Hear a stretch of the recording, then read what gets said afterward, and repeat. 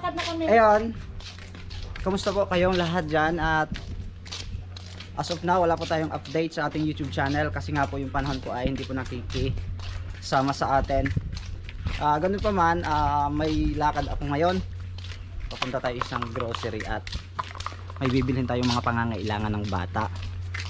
Pangangailangan ng mag-ina.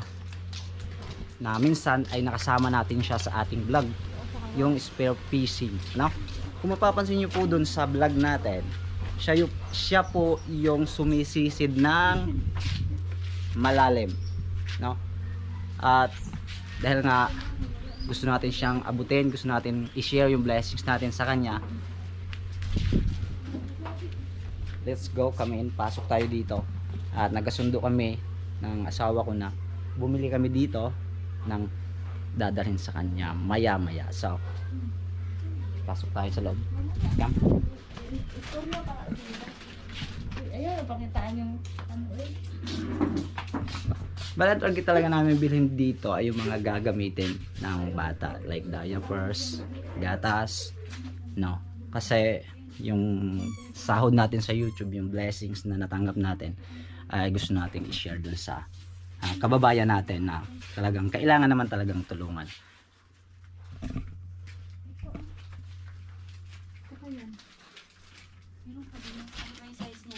Medium.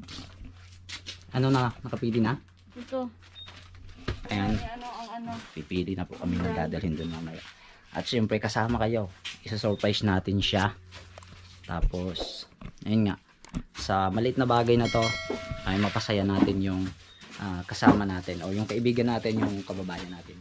And this is encouragement para po sa lahat, ano, share po natin yung blessings natin sa iba. Once na may blessings tayo na natatanggap, masarap na mag-share, lalo na din sa mga tao na talagang kailangan nilang abutin.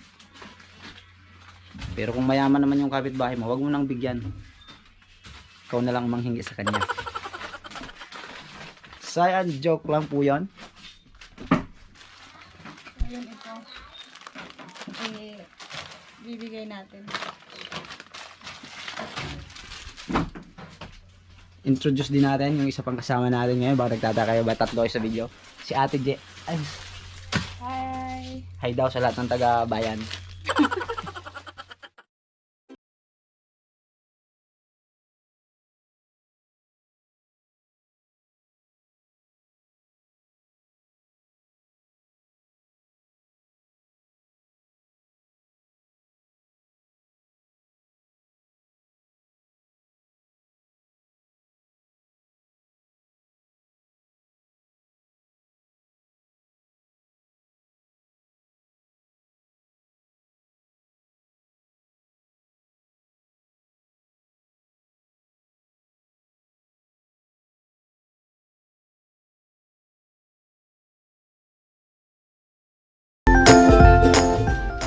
Ayan, at mapagod na akong tumayo.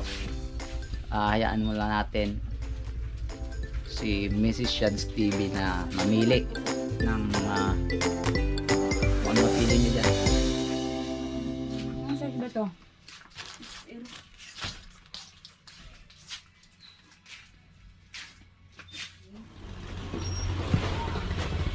At may bisita tayo dumating bigla, no? Sino kaya to? Uy! Uy, kailan? Ayan, at pagkatapos nito, punta tayo doon sa kasama natin kay Dumeng, doon sa nakasama natin sa vlog ng maraming beses na. So ayun, isusurprise natin siya sa mga dala natin, no? At kailan kasama natin syempre. Ito yung magiging driver natin today. At muli po, ano, Shads TV lang malakas, syempre sila is TV din, malakas din yan. Ako po ay humingi po ulit ng suporta para sa ating kaibigan dito sa isla. Yeah, that's all about it. Alright. Okay, tapos na kami. So, maya maya aakyat na tayo doon. Ito yung mga napamili namin. Ano? At sa maliit na bagay na ito ay mapasaya natin yung tao. Kasi kailangan naman talaga niya ng mga yan. So, ayan, share natin yung blessings natin, yung sinahod natin. Kasi napakarami namang beses na nakita siya sa vlog natin. At Ayun nga, nagpapasalamat ako po sa inyo. Hindi ko po magagawa ang mga bagay na ito kung hindi po dahil sa inyo, sa mga subscriber natin. Ayan, medyo lumalaki na po ang yung community natin. So maraming salamat sa inyo. Okay, tayo ay lalayas na, no? Hindi lalayas. Pupunta na tayo doon. Prepare na. Ayan, let's go. Gora. Woohoo!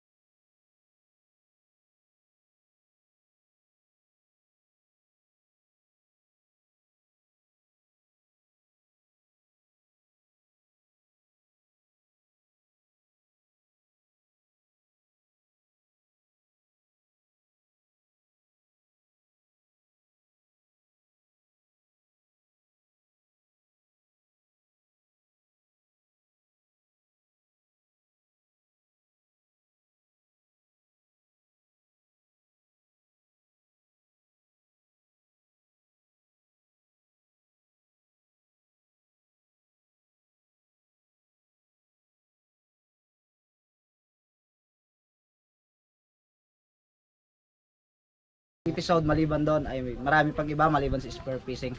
So siya yon yung sumisisid ng malalim. At this time ay napunta tayo dito. Bakit ako napunta dito? Kasi may blessings akong dala para sa kanila.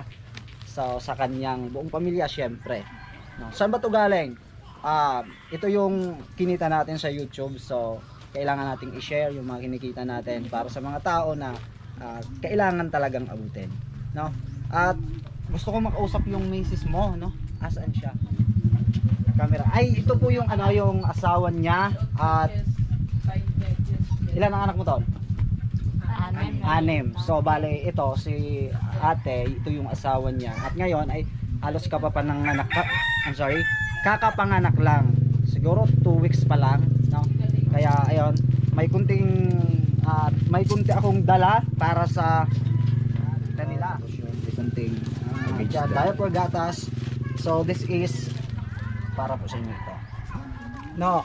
At nga pala, ako pala ay may gustong sabihin sa inyo na ito si Ate Rhea at si Tudoming ay may malalim na pinagdadaanan ngayon. So gusto ko sana na mag-share sa kanila in terms of financially, no? Hiningani ka to. So ayan, may kunti akong iabot sa'yo. Ayan, para yan sa kanya. At ako pa humihingi ng kunting tulong sa kanila kasi si Ate Rhea, ang sitwasyon niya ngayon, nag-undergo po siya ng chemotherapy, no? Kasi meron siyang sakit na ano ba yun?